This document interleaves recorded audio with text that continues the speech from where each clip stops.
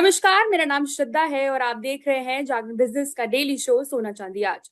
आज यानी 13 अगस्त को सोने और चांदी दोनों के दामों में गिरावट देखने को मिली। यह गिरावट तेजी से आई है।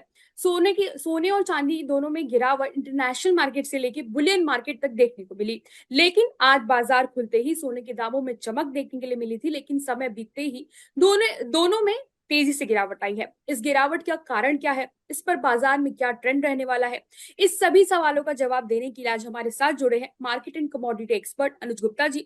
उनसे जानेंगे कि उनका इस पर क्या कहना है। नमस्कार सर, आपका बहुत बहुत स्वागत है हमारे शो में। Sanjay ji, good morning. Sir, मेरा सबसे पहला सवाल आपसे ये है कि आज बाजार खुलते ही सोने के दाम तेजी से चढ़े थे, फिर गिर गए और चांदी के दामों में गिरावट देखने को मिल रही है। तो इसका सबसे बड़ा कारण क्या है और आगे मार्केट में क्या ट्रेंड देखने के लिए मिलेगा? देखिए श्रद्धा जी, यहाँ पर अगर आप देखेंगे तो इंटरनेशनली गोल्ड का भाव अभी $4400 के आसपास चल रहा है। करीबन जी। 4397 के आसपास चल रहा है और सिल्वर भी करीबन 65.23 के आसपास चल रही है। अगर हम डोमेस्टिक मार्केट की बात करें तो डोमेस्टिक मार्केट में गोल्ड का भाव करीबन 1,54,472 के आसपास चल रहा है और सिल्वर का अगर बात करें तो 2,36,600 के आसपास चल रहा है। तो हमने जी। कल के ट्रेडिंग सेशन में एक अपसाइड मोमेंटम आते हुए देखा था। बट जैसे ही यूएस के इन्फ्लेशन के डेटा आए तो हमने देखा कि वहां पर कहीं ना कहीं प्राइस थोड़े स्टेबल होते हुए नजर आए। और उसके बाद थोड़ी प्रॉफिट बुकिंग रही। कल गोल्ड ने करीबन $4450 का हाई बनाया था और चांदी ने करीबन $66.5 का हाई बनाया था। उसके जी। बाद एक प्रॉफिट बुकिंग आई। तो कहीं ना कहीं हमें देखा कि प्राइस थोड़े ओवरबॉट जोन में चले गए थे, जिसकी वजह से हमने यहाँ पर गिरावट आते हुए देखी है। हालांकि उतनी हम्म। बड़ी गिरावट नहीं है, प्राइस थोड़े सस्टेन है।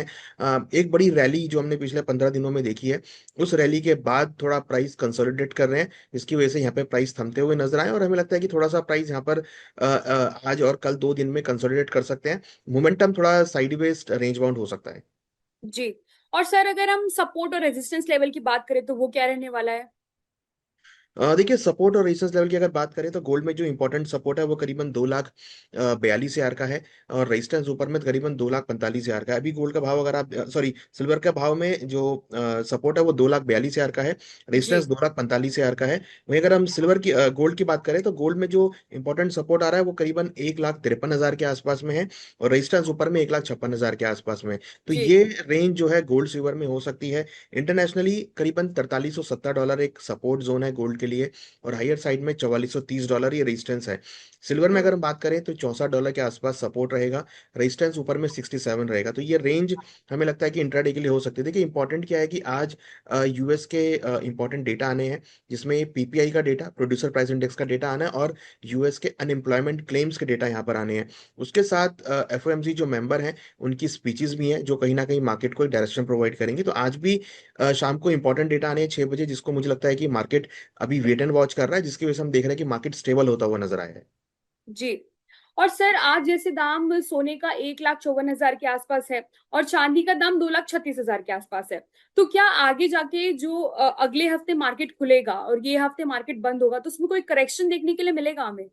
नहीं, देखिए, मुझे लगता नहीं कोई ज्यादा बड़ा करेक्शन यहाँ पे देखने को मिलेगा। मार्केट जी। स्टेबल रहेगा क्योंकि अगर आप देखेंगे तो जो इंटरेस्ट रेट बढ़ने की एक्सपेक्टेशन है as per the hmm. Fade, वो 36% रह गई है, जिसकी वजह से गोल्ड सिल्वर को एक अच्छा सपोर्ट देखने को मिल सकता है। तो हमें लगता है कि ज्यादा बड़ी मोमेंटम आपको देखने को नहीं मिलेगी, मार्केट रेंज बाउंड रहेगा और मार्केट डेटा को जरूर यहाँ पर वेट करना चाहेगा, क्योंकि जो हम्म। अनएम्प्लॉयमेंट क्लेम का डेटा है वो बहुत इंपॉर्टेंट है और जो पीपीआई का डेटा आता है, प्रोड्यूसर प्राइस इंडेक्स का डेटा 6 बजे, वो भी काफी इंपॉर्टेंट है, जो यूएस की इकोनॉमी के बारे में जो है आइडिया बताएगा। तो मुझे लगता है कि मार्केट उस डेटा को वॉच करेगा और ज्यादा बड़ी मूवमेंट मैं एक्सपेक्ट नहीं कर रहा हूँ आज के दिन।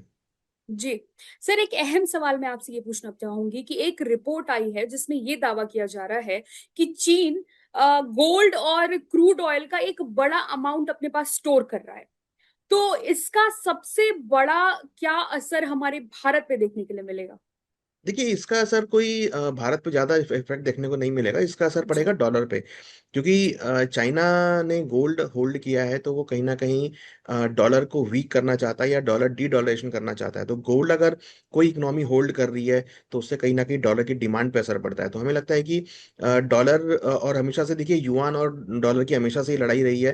तो यहाँ पर चाइना चाहता है कि उसका युआन स्ट्रांग हो, जिसकी वजह से वो डॉलर यहाँ पर गोल्ड को होल्ड कर रहा है। तो जितना गोल्ड वो होल्ड करेगा उतनी करेंसी जो इकोनॉमी की स्ट्रांग होती है। तो यहाँ पर अगर आप देखेंगे तो कहीं ना कहीं जो इंडिया को तो कोई इफेक्ट नहीं, हालांकि इंडिया के अगर किसी पड़ोसी देश के पास गोल्ड है तो इजीली वहां से वो इंपोर्ट कर सकते हैं। तो जो इंपोर्ट हम बाहर से कर रहे थे महंगे कॉस्ट पे, तो शायद चाइना हम्म। से अगर हम इंपोर्ट करेंगे तो वो कम कॉस्ट पे इंपोर्ट होगा, तो वो एक कहीं ना कहीं बेनिफिट होता हुआ नजर आएगा। तो मुझे लगता है कि इंडिया के लिए तो कोई ऐसा नेगेटिव नहीं है, बट हाँ डॉलर के लिए जरूर नेगेटिव होता हुआ दिख रहा है। जी। और सर आज तो जो ट्रेडर्स ट्रेड कर रहे हैं उनके लिए टारगेट प्राइस क्या रहने वाला है, और उनके लिए आप एक सलाह क्या देना चाहेंगे? देखिए हमें लगता है कि आज गोल्ड सिल्वर में बहुत मिला जुला कारोबार रह सकता है। तो यहाँ पर हम्म। हमें लगता है कि अगर कोई भी बाउंस बैक आता है 1,55,000 के आसपास, तो वहाँ पे बिकवाली का ट्रेड बनाया जा सकता है। हमें लगता है कि नीचे 1,54,000 तक के लेवल आपको गोल्ड में देखने को मिल सकते हैं। जी। सिमिलरली सिल्वर के अंदर भी अगर कोई बाउंस बैक आता है 2,45,000 के आसपास, तो वहाँ बिकवाली का ट्रेड देखना चाहिए। 2,43 तक के लेवल आपको देखने को मिल सकते हैं। और अगर प्राइस अपने सपोर्ट जोन मीन्स करीबन 2,42,000 के आसपास चांदी में मिलते हैं, तो वो एक बाइंग जोन होगा। और गोल्ड में अगर कोई भी डिप मिलता है 1,52,000 के आसपास, तो वो एक बाइंग जोन होगा गोल्ड के लिए। तो मीन्स अल्टीमेटली मेरा ये कहने का मतलब है कि प्राइस गोल्ड और सिल्वर के एक रेंज में रहेंगे। अगर सपोर्ट हम्म। लेवल के आसपास आए तो खरीदारी का ट्रेड बनाए, रेजिस्टेंस के आसपास जाए तो बिकवाली का ट्रेड बनाए। ओवरऑल मुझे लगता है कि मार्केट रेंज बाउंड हो सकता है, और डेटा के बाद आपको एक अच्छा मोमेंटम देखने को मिलेगा। तो बेटर है कि डेटा का वेट किया जाए इवनिंग तक यूएस की मार्केट में। और सर अगर हम घरेलू मार्केट की बात करें तो जो लोग ज्वेलरी खरीदने जा रहे हैं, क्या ये गिरावट उनके लिए सही है, या आगे जाके उनको थोड़ा वेट करना चाहिए इसके लिए? देखिए ये गिरावट मुझे लगता है कि बिल्कुल सही है, और इस हम्म। गिरावट में कोई आता है डिप, तो वहां पर खरीदारी करना चाहिए, क्योंकि देखिए आगे हम्म। फेस्टिवल सीजन भी है। और अगर हम्म। आप इकोनॉमिक पर्सपेक्टिव से देखेंगे तो यूएस के जो इंटरेस्ट रेट बढ़ने का एक्सपेक्टेशन है वो केवल 36% रह गया है। तो वो हमें लगता है कि गोल्ड सिल्वर को सपोर्ट प्रोवाइड करेगा, और फिर आपको वहां पे बढ़त देखने को मिलेगी। सर एक आखिरी सवाल आपसे लेते हैं कि आज हमने देखा कि क्रूड ऑयल में फिर से 4% की गिरावट आई है। तो ये क्रूड ऑयल की गिरावट लगातार बनी हुई है, तो ये डी डॉलराइजेशन और मार्केट में जो इफेक्ट है उसकी वजह से है, या इसका कुछ और कारण हो सकता है? देखिए यहाँ पर ओपेक प्लस ने कहा है कि हम्म। उनका जो क्रूड की डिमांड का फोरकास्ट है वो उन्होंने लोअर किया है। हालांकि हम्म। जियो पॉलिटिकल कंसर्न्स की वजह से प्राइस इंक्रीज हो रहे थे, मगर जो ओपेक ने अनाउंसमेंट किया है कि जो क्रूड की डिमांड है वो करीबन 5.8 मिलियन बैरल पर डे रह सकती है, जो कि पहले से कम हम्म। है। तो इसका मतलब कि हम्म। ओपेक ये मान रहा है कि आगे चलकर क्रूड की डिमांड कमजोर हो सकती है, जिसकी वजह से हम देख रहे हैं कि क्रूड के भावों में नरमी आती हुई नजर आई है। दूसरी तरफ अगर आप यूएस और ईरान की बात करेंगे तो वहां पर हमने कोई खास एस्केलेशन होता हुआ नहीं देखा है। तो मुझे लगता है कि हम्म। उसकी वजह से भी एक प्रेशर आता हुआ दिख रहा है। तो हमें लगता है कि क्रूड के भावों में एक प्रॉफिट बुकिंग आ सकती है। डिमांड आउटलुक लोअर है, और कोई जियोपॉलिटिकल एस्केलेशन नहीं है, तो उसकी वजह से हमें लगता है कि क्रूड के भावों में आगे गिरावट देखने को मिल सकती है। जी। धन्यवाद अनुज जी, हमारे साथ जुड़ने के लिए, हमारे दर्शकों को इतनी सारी जानकारी साझा करने के लिए। आपसे फिर से बहुत सारी बातें करेंगे और बहुत सारे सवालों का जवाब लेंगे। धन्यवाद हमारे साथ जुड़ने के लिए। Thank you very much. Thank you sir.